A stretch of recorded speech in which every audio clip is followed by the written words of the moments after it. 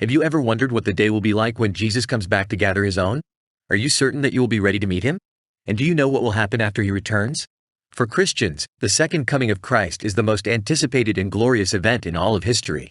On that day, all who have believed in him will be reunited with him in eternal glory.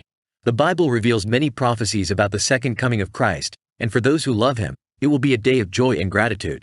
But for those who have rejected him, it will be a day of terror and anguish. Imagine this. Without warning, the sky turns as black as pitch. The moon, which should be shining in the twilight, disappears. Everything is shrouded in darkness and silence. Suddenly, you hear a thunderous sound that grows louder and louder. It's the sound of a trumpet echoing from the heavens. And then everything changes. Suddenly, the sky is illuminated with a blinding light that covers the entire horizon. You are stunned by what is happening, or, at the very least, you try to comprehend what you are seeing. In the blink of an eye, you will see a man surrounded by radiant celestial beings. This moment reveals what is to come. When Jesus returns, according to sacred scriptures, it will be a magnificent event with the power to forever change our perception of reality and the fantastical. Incredible things will begin to happen, altering the flow of time. Days and hours will lose their meaning, and time will be experienced differently. However, the most astounding of all is that the catastrophe that will engulf the planet will make World War II seem irrelevant. True prophets will be persecuted, but divine protection will deliver them from all harm. They will be tested, tempted, and ultimately, the time for the great final judgment will arrive. Have you heard of the rapture in John chapter 14 verses 2-3? Jesus told his disciples, "In my Father's house are many rooms. If it were not so, would I have told you that I go to prepare a place for you? And if I go and prepare a place for you, I will come again and will take you to myself, that where I am you may be also."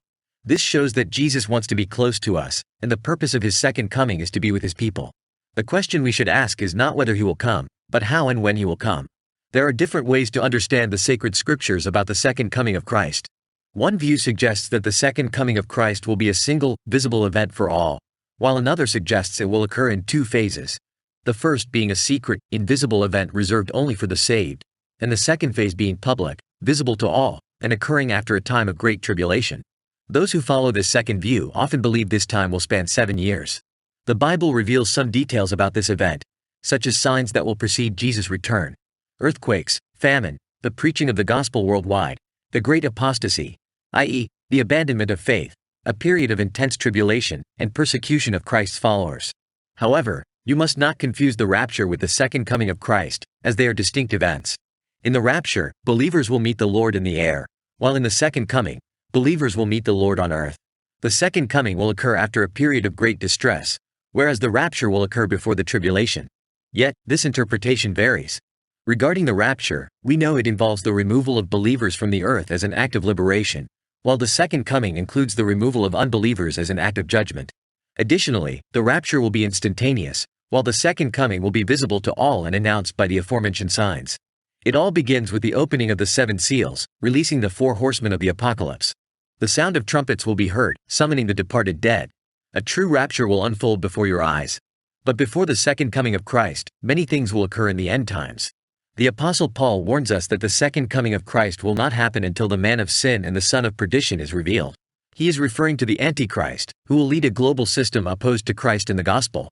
The Bible also tells us that when Christ returns, there will be signs in the heavens and on earth, such as the sun growing dark, the moon turning red, and stars falling.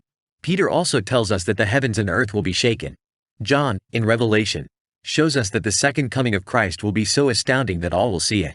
Are you ready to encounter the greatest deceiver of all time? He will arise to deceive millions of people before Jesus' return. According to prophecies, even God's followers might fall into his trap, as he will possess an incredible ability to influence and persuade many minds. The Apostle Paul wrote a letter to the Thessalonians warning them about Jesus' return. He urged the people of God to stay vigilant, as a wave of deception and lies could shake their faith and distort true teachings. According to Revelation chapter 13, this false leader will have almost supernatural powers to deceive everyone. He will be capable of performing miracles, like calling down fire from the sky. The question is, how will we recognize this false prophet? Is he already among us? Is he merely a symbolic figure from one of the apocalypse's horsemen?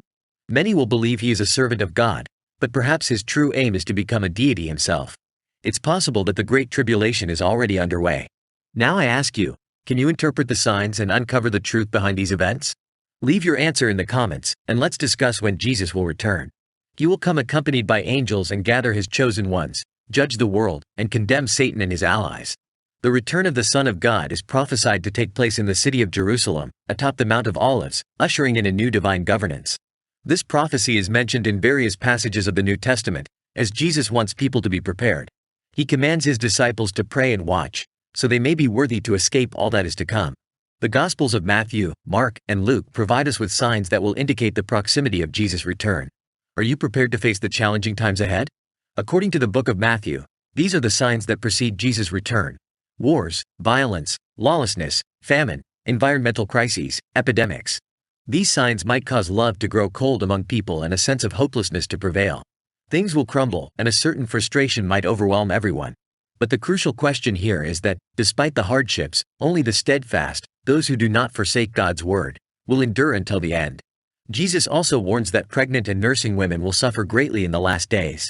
Furthermore, he urges his disciples to pray, as it will be a challenge if the great escape occurs in winter or on a Sabbath.